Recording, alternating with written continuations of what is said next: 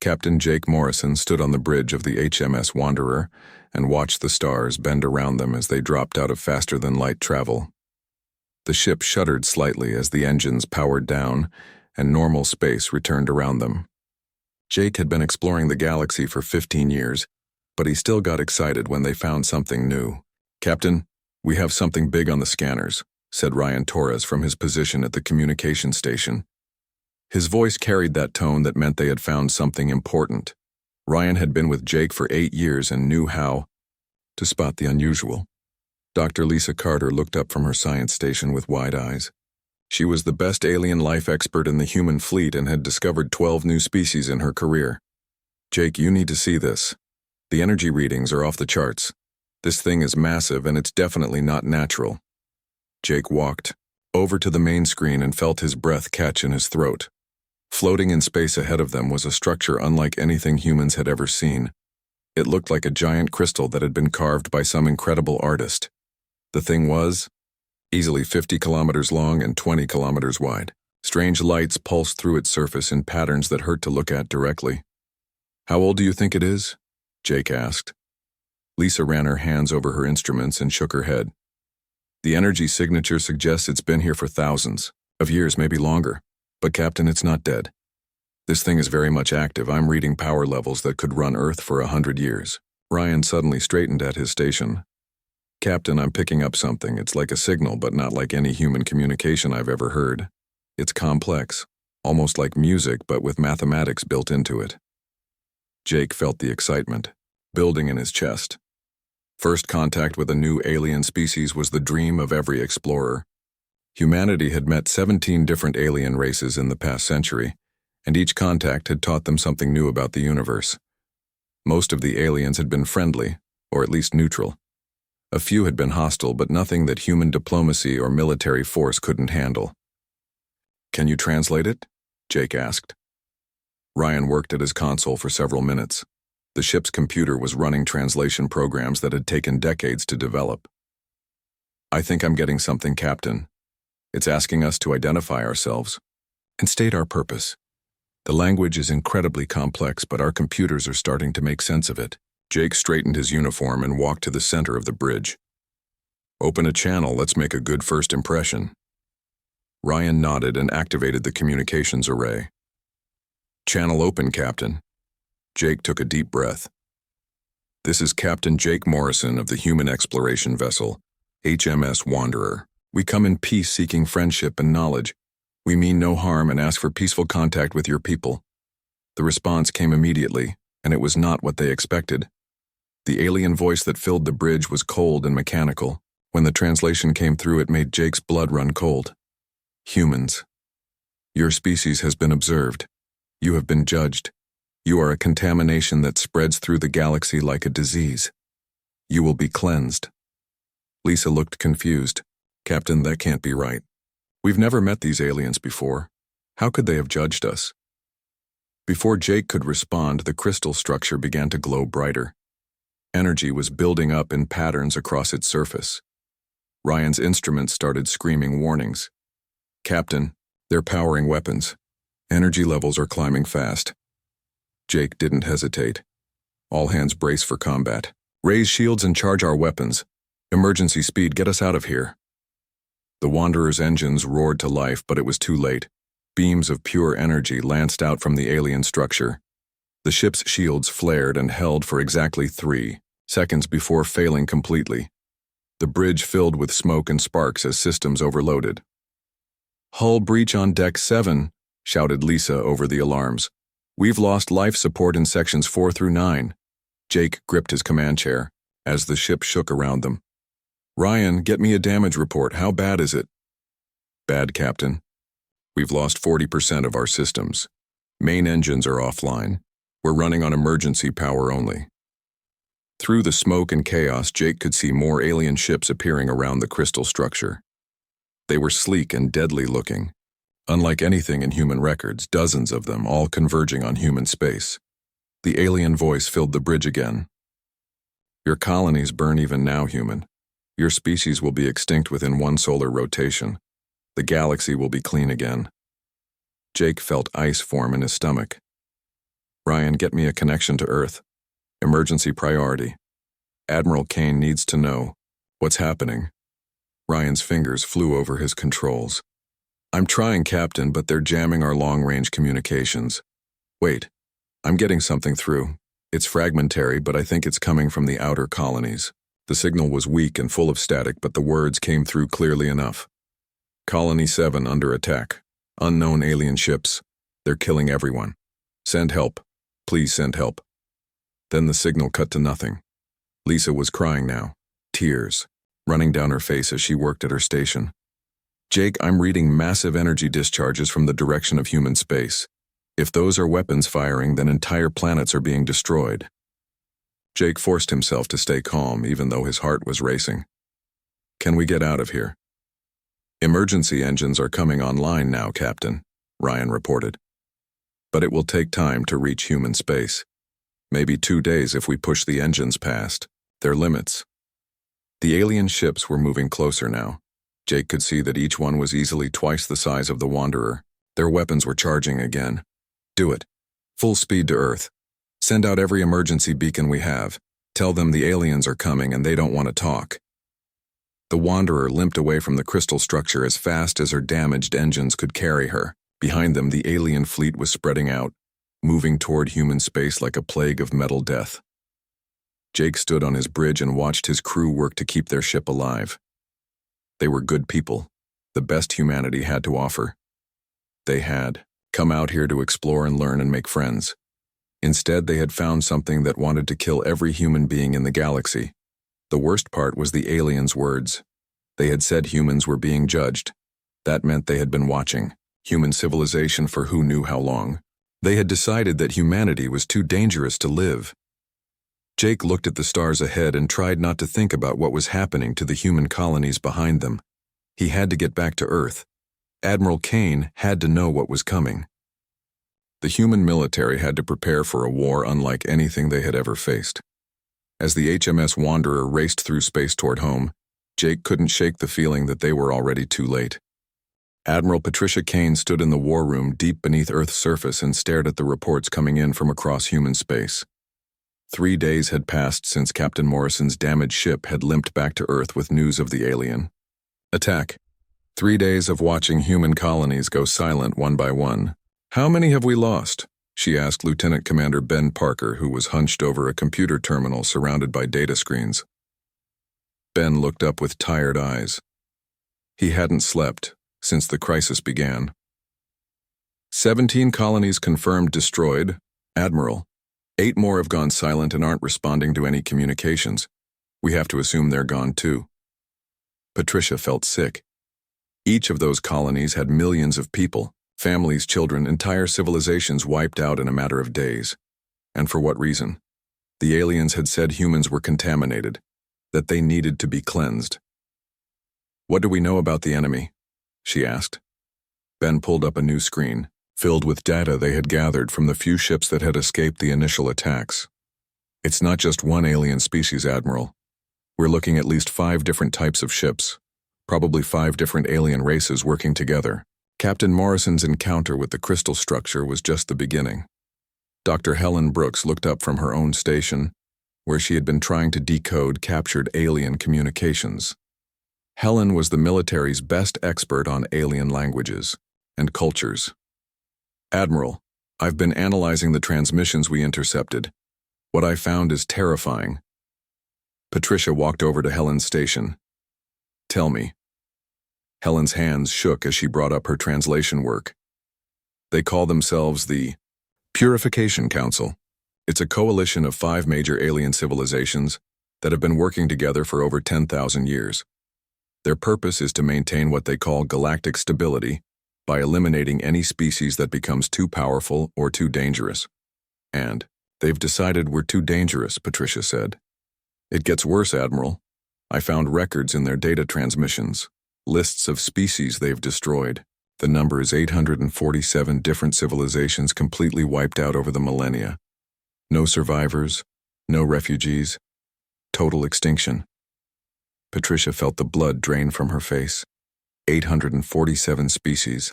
That meant billions, maybe trillions of beings had been murdered by this coalition over thousands of years.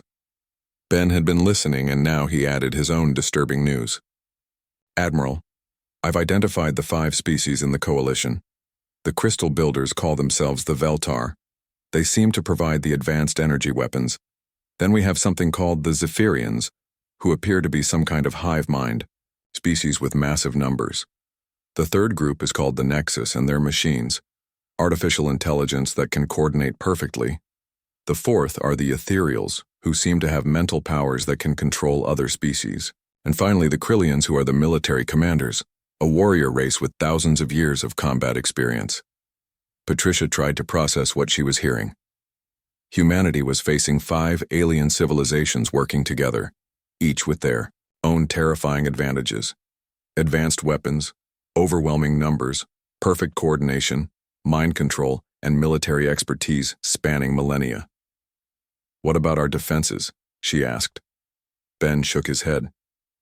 Admiral, our most advanced warships lasted less than 10 minutes against their scouts. The aliens have technology centuries ahead of ours. Their ships can phase through solid matter, making them nearly impossible to hit. Their shields adapt to any weapon we use against them, and their firepower can crack planets. Dr. Brooks added, more bad news. I've been studying their historical records, Admiral. Every species that has ever fought the Purification Council has been completely destroyed. They have tactics and strategies refined over 10,000 years of warfare. They've seen every trick, every desperate measure, every last stand that any species could come up with. Patricia walked to the center of the room and looked at the star map showing human space. Red markers indicated colonies that had been destroyed. Yellow markers showed colonies that had gone silent. Green markers showed the few worlds that were still responding to communications. There was a lot more red and yellow than green. How long do we have? She asked. Ben consulted his tactical analysis. Based on their current rate of advance, the main alien fleet will reach Earth in approximately 6 months. They're not rushing, Admiral.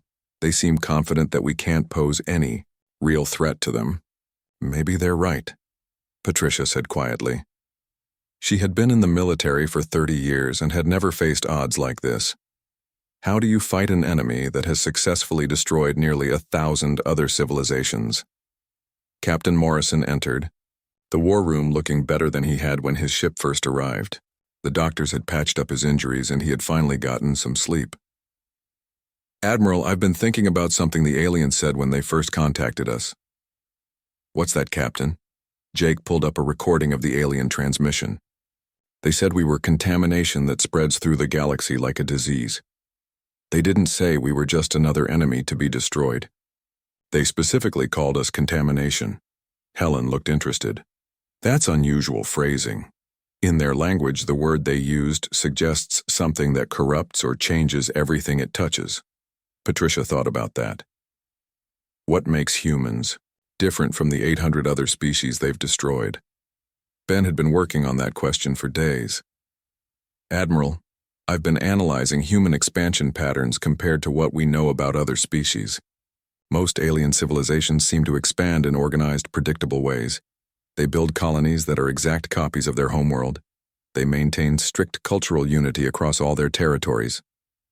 And humans don't do that, Patricia said. No, Admiral. Human colonies are all different. We adapt to local conditions, we experiment with new forms of government, new technologies, new social structures. Every human world is unique. We don't just expand, we evolve as we expand. Dr. Brooks nodded enthusiastically. That fits with what I'm seeing in their records. Every species they destroyed had predictable patterns of behavior. The aliens could model their responses and plan accordingly. But humans might be different. Patricia felt the first hint of hope she'd had in days. Different how? Jake stepped forward. Admiral, the aliens expect us to fight like every other species they've faced. They expect organized fleets, conventional tactics, predictable strategies.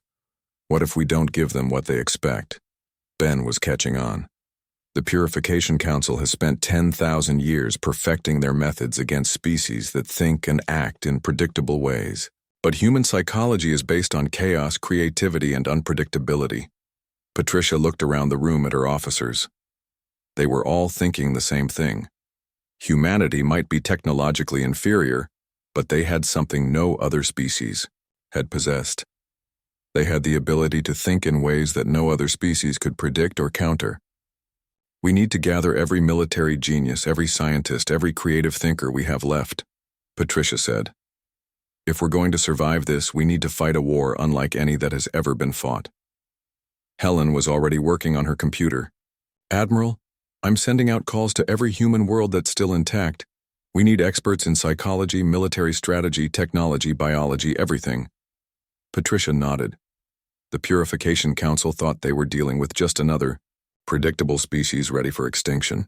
They were about to learn that humans were unlike any enemy they had faced in 10,000 years of warfare. The war for humanity's survival was about to begin, and it would be fought with weapons the aliens had never encountered before. Human ingenuity, human creativity, and human refusal to accept defeat even when facing impossible odds. Dr. Lisa Carter stood in the center of what had once been the largest research laboratory on Earth. Now it was the heart of Project Phoenix, humanity's desperate attempt to find weapons that could fight the Purification Council. Scientists from every surviving human world worked around the clock in shifts that never ended. Sleep was a luxury none of them could afford. "Show me what you got, Sam," Lisa said to the engineer working at the weapons development station. Sam Mitchell looked up from his work with eyes that were bloodshot from exhaustion but bright with excitement. "Dr. Carter, forget everything you know about how weapons are supposed to work. The aliens have adaptive shields that can counter any predictable energy pattern, so I stopped trying to make predictable weapons." He led her to a testing chamber, where a strange device sat on a metal table. It looked like someone had built a weapon using spare parts from a dozen different machines. "I call it a chaos gun.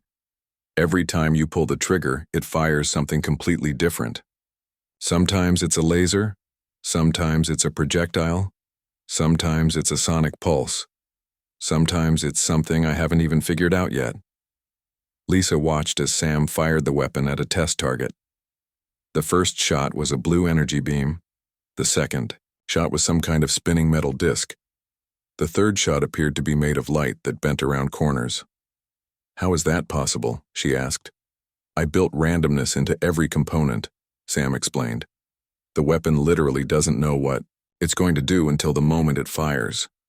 If I don't know what it's going to do, then the aliens can't predict it either. Their adaptive systems can't counter something that changes every single time it's used." Lisa felt hope building in her chest. "Can you make more of them?" "Already working on it. But that's not the best part. Dr. Stevens has been working on biological weapons specifically designed for each alien species." Lisa walked across the lab to where Dr. Amy Stevens was hunched over microscopes and genetic sequencers. Amy had been working on alien biology samples recovered from attack sites. "Amy, please tell me you have good news." Amy looked up with a grim smile. "I have very good news, Lisa.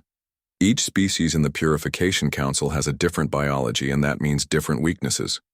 The Veltar are crystalline beings that depend on specific energy frequencies to maintain their molecular structure. I've created a virus that disrupts those frequencies." She moved to another station. "The Zephyrians are a hive mind connected by biological radio signals in their brains. I've developed a plague that targets their communication organs. It won't kill them, but it will cut their hive mind connection and leave them as confused individuals." "What about the machines?" Lisa asked. "The Nexus Collective uses quantum processing systems to coordinate their actions. I've created a computer virus that introduces quantum uncertainty into their calculations. It makes their perfect coordination impossible by forcing them to process contradictory data." Lisa was amazed. This could actually work. "What about the other two species?" Amy's smile turned darker. "The ethereals use psychic powers that depend on brain chemistry. I have a toxin that makes their own mental abilities backfire and cause severe brain damage. And the Krillians are warriors who depend on enhanced reflexes and physical coordination. My biological agent attacks their nervous system and makes them clumsy and slow." Across the lab, Ryan Torres was working with a team of communication specialists on a different kind of weapon. "Dr. Carter, you need to see this," he called out. Lisa walked over to Ryan's station where screens showed complex brainwave patterns. "We've been studying human neural activity compared to recordings of the other species the Council destroyed. Humans have something unique." "What's that?" "Our thought patterns are naturally chaotic. Most alien species think in organized, logical sequences. But human brains jump around constantly, making random connections and thinking about multiple things at once. This makes us naturally resistant to the ethereal mind control powers." Ryan showed her a device that looked like a helmet, covered in electronic components. "We've built a psi barrier that amplifies human chaotic thinking patterns. When an ethereal tries to control a human wearing this device, their mental powers get scrambled and feed back into their own minds." Lisa was starting to feel real hope, for the first time since the war began. But the most important breakthrough came from an unexpected source. Dr. Kevin Murphy had been studying human psychology and military history instead of technology. "Lisa, everyone is focused on building better weapons, but I think we're approaching this wrong," Kevin said. "The Purification Council has been successful because they fight predictable enemies. Every species they've destroyed fought conventional wars using conventional tactics." "So what do you suggest?" Kevin pulled up historical records on his screen. "Humans are the only species that regularly uses deception, misdirection, and psychological warfare as primary tactics. We don't just fight enemies, we make them defeat themselves by thinking they understand us when they don't." He showed her battle records from human history. "Look at every major human military victory. We didn't win because we had better weapons or more soldiers. We won because we made the enemy think they knew what we were going to do. Then we did something completely different." Lisa was beginning to understand. "You want to use the aliens' confidence against them." "Exactly. They think they know everything about warfare because they've defeated 800 species. But they've never faced an enemy that fights the way humans fight. Admiral Kane and I have been developing something called the Trojan Protocol." Kevin explained the plan, and Lisa felt her excitement growing. It was risky, it would require enormous sacrifice, and it depended on human psychology working in ways no alien could understand. But it might actually work. Meanwhile, pilot Katie Johnson was testing prototype fighters in Earth's orbital shipyards. The new ships were built using Sam Mitchell's chaos principles. No two fighters were exactly alike, and their control systems were designed to work with human intuition rather than logical programming. "These ships are impossible to fly using normal methods," Katie reported over the radio as she put her fighter through impossible maneuvers. "But if you stop trying to think logically and just react based on instinct, they respond like they're part of your body. The Nexus computers won't be able to predict our movements because we're not following any programmed patterns." Admiral Kane stood in the command center watching reports come in from every aspect of Project Phoenix. Chaos weapons that couldn't be countered. Biological weapons designed for each enemy species. Psi barriers that turned mental attacks back on the attackers, and a strategic plan that used humanity's greatest weakness as their greatest strength. "How long until the main alien fleet arrives?" she asked Ben Parker. 2 months, Admiral. But we've been picking up scout ships probing our outer defenses. They're studying our preparations." Patricia smiled. "Good. Let them study. The Trojan Protocol. Depends on them thinking they know what we're planning." Captain Morrison joined them in the command center. His ship had been repaired and upgraded with the new chaos weapons. "Admiral, the fleet is ready. Every captain understands their role in the plan." Patricia looked at the tactical display showing human space. Soon it would be filled with alien ships intent on wiping out every human being in the galaxy. But humanity was no longer the helpless prey the aliens expected to find. "The Purification Council thinks they're coming to exterminate another predictable species," she said. "They're about to learn that humans don't fight like any other species in the galaxy, and once we start fighting, no alien species has ever survived the experience." The final preparations were complete. Humanity was as ready as they could be for a war that would determine whether their species lived or died. The aliens were coming, with overwhelming numbers, superior technology, and 10,000 years of military experience. but they had never fought humans before. Captain Jake Morrison watched the massive alien fleet drop out of faster-than-light travel at the edge of Earth's solar system and felt his heart sink. The reports had been accurate, but seeing it in person was terrifying. Thousands of ships of every size and design filled space like a metal storm cloud. The combined fleet of the Purification Council was larger than anything humans had ever imagined. All human ships. This is Admiral Kane, came the voice over the communication system. Remember the plan. We need to look desperate and disorganized. Make them think we're about to break and run. Jake activated his ship's communications. Roger that, Admiral. All ships in Formation Delta, begin the retreat pattern. Make it look good, people. The human fleet began what appeared to be a panicked withdrawal toward Earth. Ships scattered in different directions, some firing randomly at the approaching aliens while others seemed to be fleeing in terror. Communications channels filled, with fake distress calls and contradictory orders designed to make the humans seem like they were falling apart under pressure. The alien response was exactly what they had hoped for. The Purification Council fleet advanced in perfect formation, their ships moving with the confidence of predators approaching helpless prey. They had seen this same pattern of behavior from 800 other species. First contact, terror, disorganized resistance, and finally extinction. Commander Julie Foster watched the first battle unfold from her hidden command post in an asteroid field 50 million kilometers away. Her job was to coordinate the secret phase of humanity's plan, while the main fleet played their role as apparently doomed defenders. Julie, we're reading massive energy discharges from the main battle, reported her communications officer. It looks like Captain Morrison's fleet is taking heavy casualties.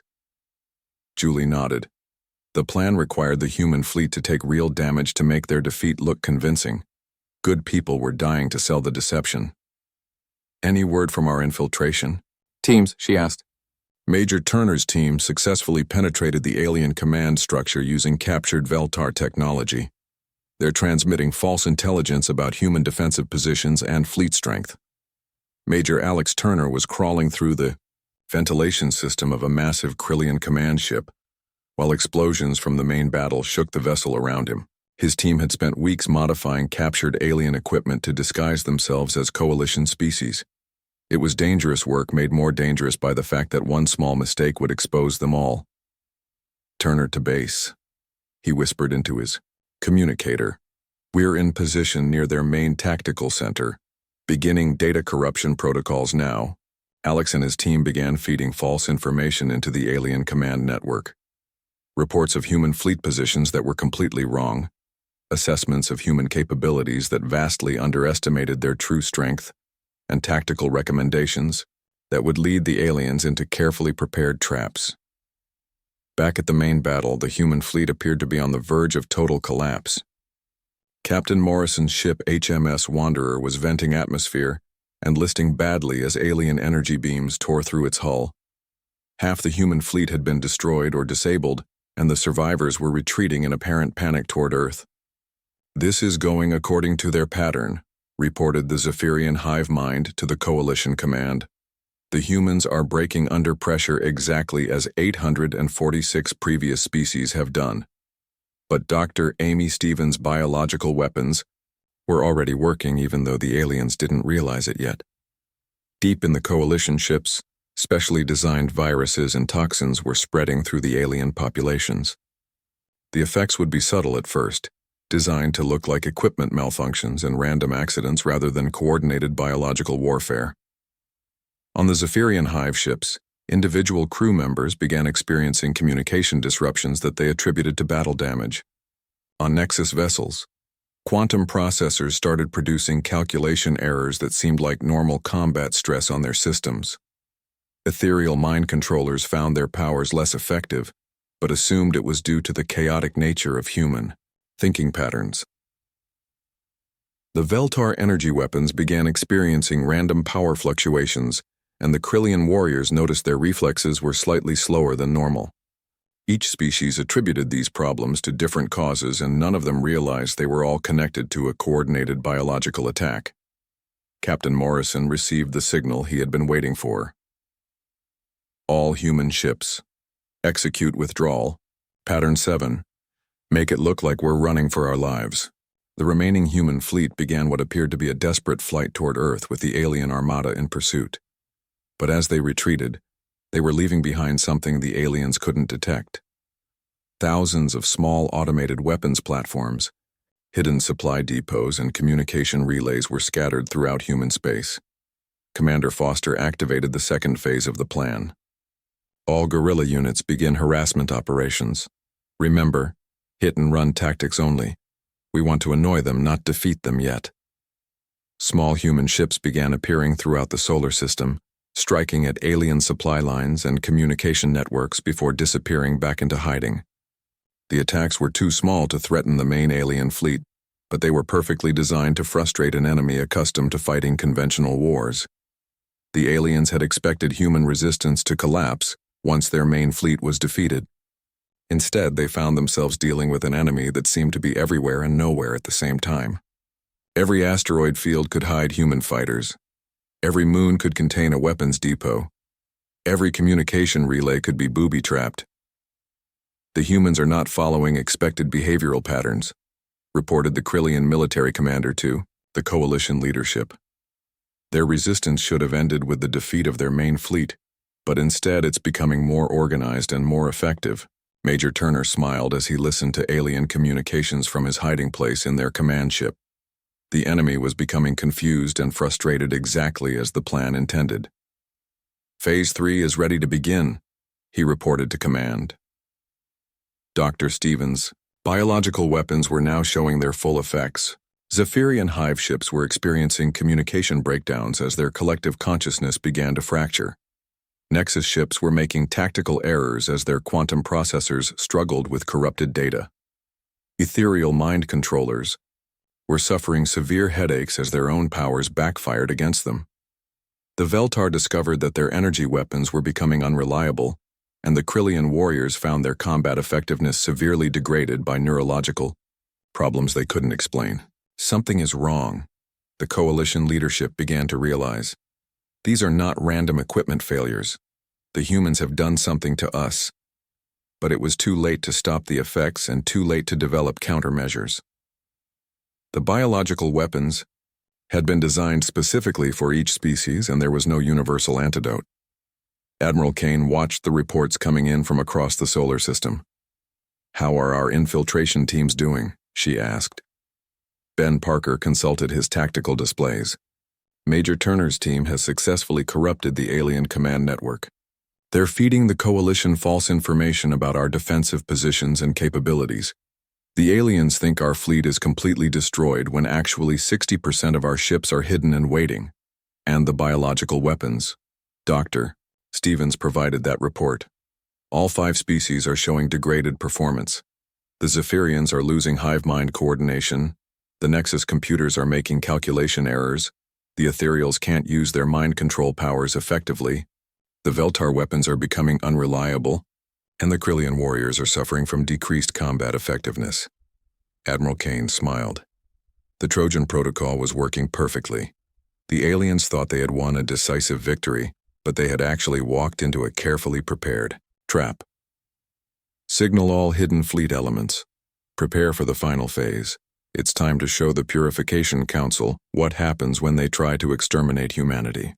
Admiral Kane stood in the command center and watched as reports flooded in from across the galaxy. The final phase of the Trojan Protocol was beginning, and everything depended on perfect timing. Human forces that had been hiding for months were about to reveal themselves simultaneously across coalition space. "All units report ready, Admiral," announced Ben Parker. "Operation Endgame is go." Patricia activated the fleet-wide communications. "This is Admiral Kane to all human forces. The Purification Council thinks they've won. They think we're a broken species waiting for extinction. It's time to show them what humans really are when we're fighting for our lives."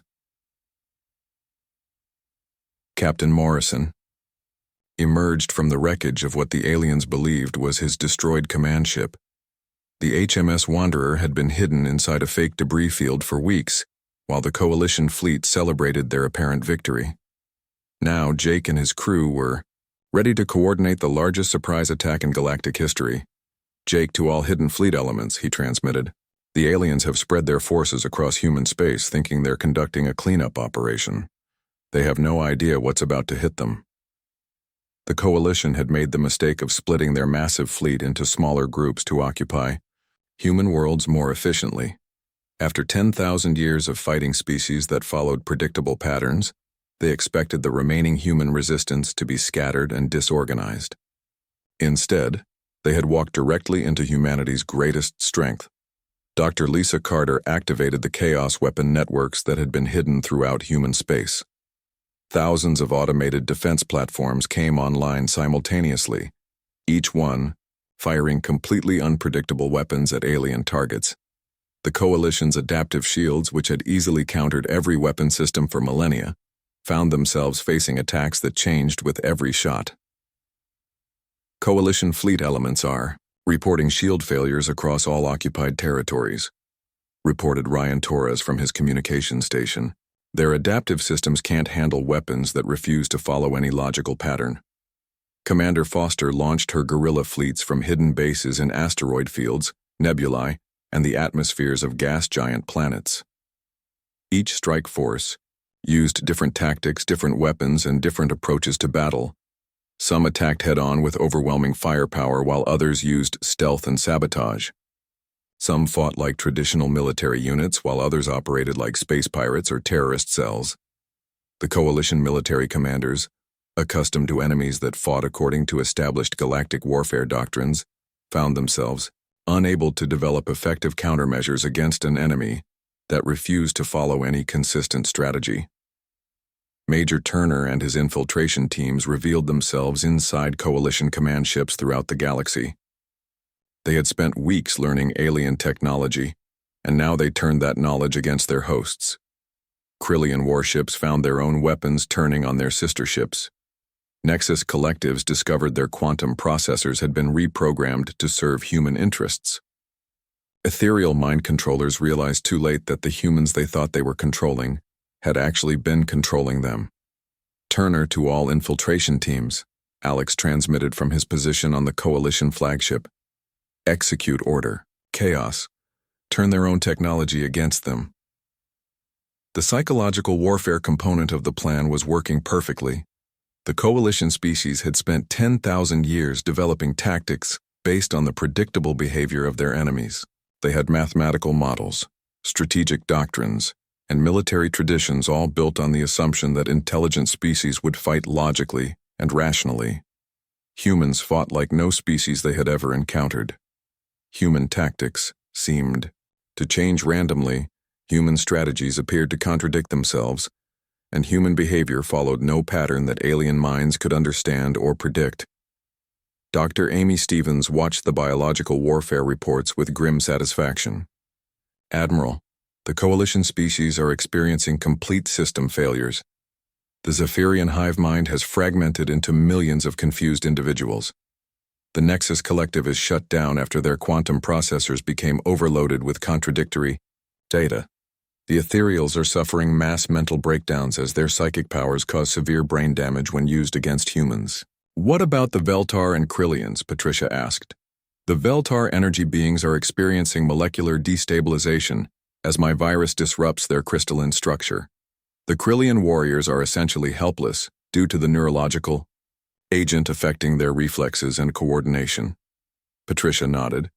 Each Coalition species had believed their particular advantage made them superior to other galactic civilizations. The Veltar had their advanced energy weapons. The Zephyrians had overwhelming numbers. The Nexus had perfect coordination. The Ethereals had mind control. And the Krillians had military experience. But humanity had developed specific countermeasures for each advantage and deployed them all simultaneously.